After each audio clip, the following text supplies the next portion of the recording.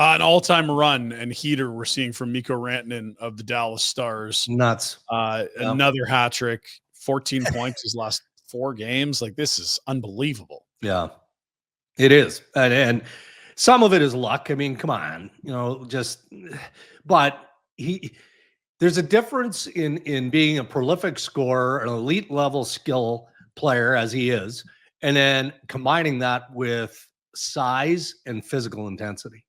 And he's just a truck. He is a hard guy to contain, move, or slow down. So, if you're playing with him, obviously you want to get the puck on his stick somewhere in that danger area because he's so good. And I wonder here, fellas, just think of the last 4 months here for a moment. Yes. Mikko Rantanen. Think about that. He gets delivered to an outpost, with all due respect to Carolina, in January. They're willing to pay him. He needs a little bit more time before he extends. And then, as we all know, he pushes away, wants to go to free agency. They engage with Dallas. They engage with Toronto. And ultimately, he lands in Dallas and must like Dallas because he instantly signs an extension, which was part of that deal. But I think we can all appreciate why it took him a while to get going, right? And even in the Colorado series, he was more or less quiet until he seized the opportunity in a dramatic way in Game 7.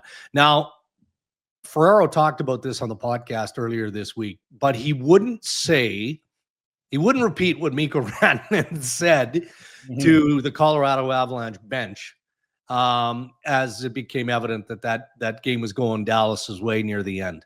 But it wasn't directed at his buddies, his former teammates. It was directed to management of the Colorado Avalanche. So, man, that mojo carried into Game 1 in a real significant way. And maybe he's just trying to prove something to himself that, look, I know I'm an elite level talent. I have to be a leader on this team.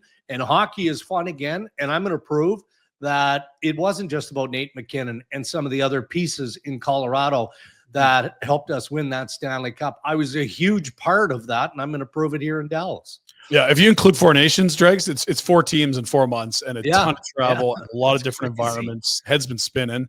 And finally, he's looking like that superstar again. Yeah. Not that you doubted it happened. You understand why. But, I mean, he's taken over these games. He would be a front runner for the Conn Smythe right now. Yeah, he would be.